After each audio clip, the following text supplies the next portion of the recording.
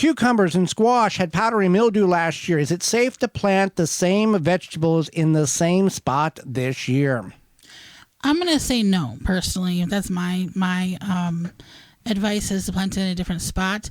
Powdery mildew is a common airborne fungal disease. It appears as like a white grayish talcum powder type substance. It's like little spots on plants, mostly like on the leaves, the stems, the flowers. It does thrive when there's warm, dry days and cool, humid nights. So you often will see this at the end of summer as opposed to the beginning or the middle. It can affect plants by reducing their photosynthesis ability, and this can cause distorted growth, stunted growth. It technically does not live in the soil, but it will return next year by overwintering on infected plant disease debris.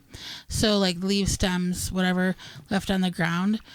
So while it's not soil-borne, you might want to avoid that area for those same plants at least one season, because even though it's wind dispersed and moves in that way, it could still be kind of lurking around. So that is a good reason to remove your diseased plants in your garden. And we'll talk about powdery mildew here as this is the topic. If you have 3 zucchini plants, example, and the center zucchini plant is beginning to develop powdery mildew, you can remove up to 25% of the leaves on that plant and get it out of the garden so it won't transfer or being blown to the other plants.